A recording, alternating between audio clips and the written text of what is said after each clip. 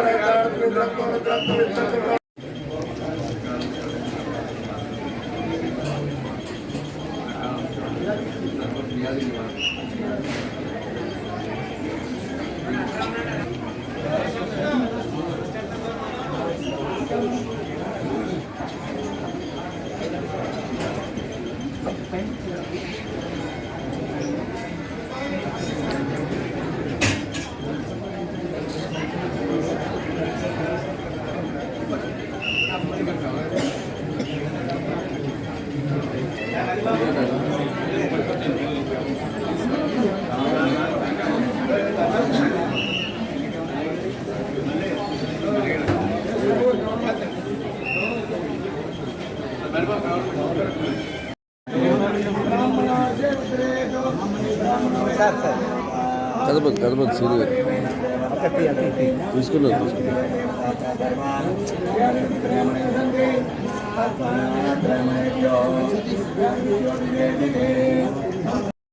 నిర్వాహకులకి అదేవిధంగా శాస్త్రి గారికి అదేవిధంగా ఇచ్చేటువంటి 50 మంది భక్తులందరికీ కూడా నమస్సుమాంజలి తెలియజేస్తూ దేవీ నవరాత్రులని పేరు చెబితే రాజమహేంద్రవరం గుర్తొస్తుంది. రాజమహేంద్రవరంలో దేవీ చౌక్ మాత్రమే గుర్తొస్తుంది అనేటువంటి మాటని ఈ సందర్భంగా ఆలోచిస్తున్నాం. రాష్ట్రంలో అనేక ప్రాంతాల్లో ఈ ఉత్సవాలు జరుగుతాయి, కానీ జరిగినంత అంగరంగ వైభవంగా అద్భుతంగా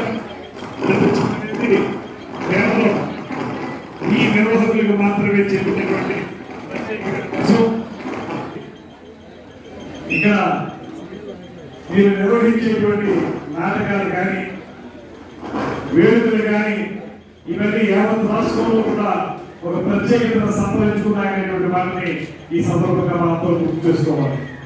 దాంతోపాటు అమ్మవారు ఇక్కడ ఏ మంచి కార్యక్రమాలకైనా వారిని తలుచుకుని ఆవిడ దర్శనం చేసుకుని అనేక దృష్టాంతాలు ఉన్నాయి.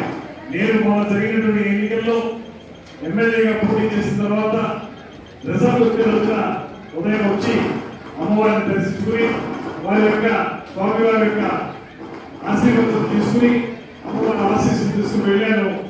ఎమ్మెల్యే అవుదాం అనుకుంటే నాకు మంత్రిని కూడా చేసినటువంటి అమ్మవారు దేవి అమ్మవారు అనేటువంటి మాటని ఈ సందర్భంగా తెలియజేస్తూ ఇంతటి సదవకాశాన్ని నాకు ఇచ్చినటువంటి అమ్మవారికి మరొకసారి ధన్యవాదాలు తెలియజేస్తూ దాంతో పాటు మరో ముఖ్యమైన నేను నా మొట్టమొదటి రాజకీయ ప్రసంగం దేవీ చౌక్లోనే ప్రారంభించానటువంటి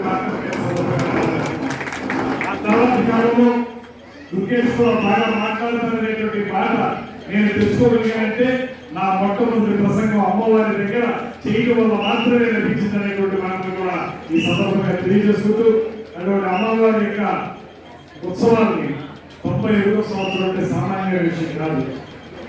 సాధారణంగా ఎవరైనా ఉత్సవాలు చేస్తే 2 సంవత్సరాలు 3 సంవత్సరాలు 4 సంవత్సరాలు చేయగలుగుతారు, కానీ ఇలాగా 90 సంవత్సరాలు పైబడి చేస్తున్నారు. మరో 9 సంవత్సరాలు కూడా ఆ అమ్మవారు సదా తన కరుణ కటాక్ష వీక్షణాలతో దీవించాలని మనస్ఫూర్తిగా కోరుకుంటూ సెలవు తీసుకుంటాను. నమస్కారం.